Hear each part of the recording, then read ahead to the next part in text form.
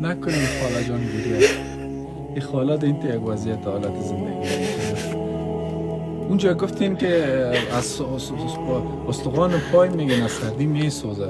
یقینا مریض هستم، سرطان گرده بودم 8 سال، ولی شبانه از خونه ما را خواب نمیبره. خودتان خبر سر تفلک ها چطور؟ این دختره که ما پایش یخ برده، هر دو پایکش یخ برده زخم است. حالی جا نه یک بخاریه نه یک وای زمین از خودتان است؟ نه از خودم نیست. کسی دیگه میتونه فشان دیتان؟ یا خانه ما در زیر خاک است. هر بنده در دنیا خانه نداره، بجز خانه های خاک داریم. کسی با شما کمک نمیکنه در این هوای سرد و با این وضعیت اینجا کسی؟ نه بچیم الا کمک کننده الاست. آرزو میکنم پایم جور شود، زندگی بهتری داشته باشم. زندگی که من از دخترم جاش گل پیده میخورم، میگم این 3 روز است نمیخورم گل پیده.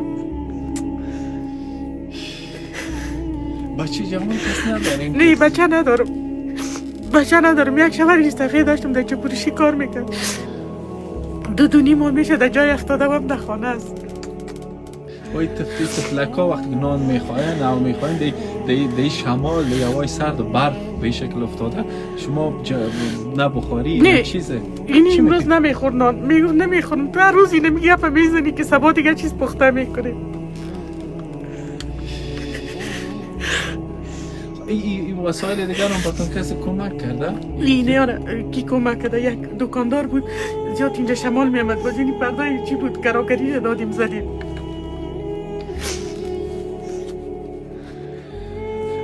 از الله متعال چی میخواین؟ بعد اینکه پایتان جور شد بخیر زندگی بهتره. هر بنده آرزو داره که یک زندگی بهتری داشته باشه، هر روز یک قطعه تکرار نخوره.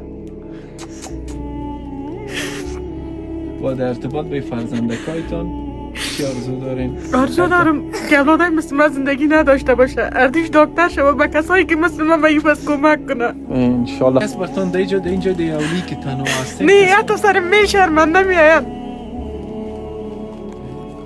قندولک خواه هستی تو؟ نامکت چی هست؟ قندولاله نامکت چی هست؟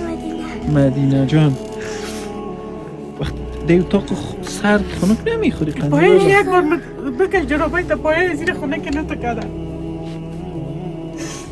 دختر مرزوی کرمچه داره که کرمچ میپوشم یک روزی.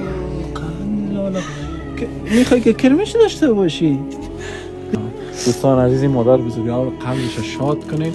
من همیشه بعض اوقات در هر جایی که میرم فقط اون چیزی که استطاعت توانایی می باشه فقط این مبلغ 3000 افغانی است.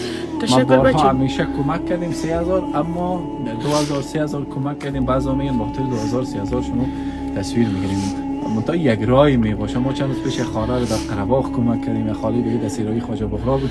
دوستان زیاد سهم گرفت، خانه‌شان جور شد. فکر کنم مستحق ترین در جمع ای نیازمندا امی مادر بزرگ. معیشتی که در خارج میکنین یک بار توجه کنین در افغانستان چی رنگ انسان ها زندگی میکنه. کلش قربانی شماست. ما قربانی یک جنگ هستم، یتیم بودم.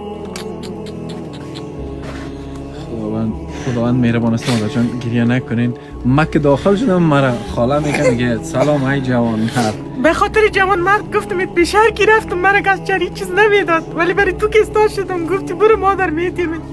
یکی دیگه است صداقت گفت نه نامش نیست، گفت پشت نام نگرد بتش میوب است. هیچ وقت فراموشت نمیکنم. ببخشید که محکم بغضم گرفت.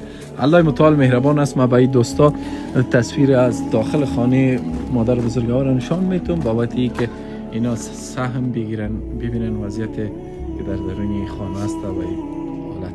انشالله الله متعال مهربان است. حتما کمک خواهد کرد این مادر بزرگوار. خاله جان تشویش نکن، انشالله الله متعال مهربان است.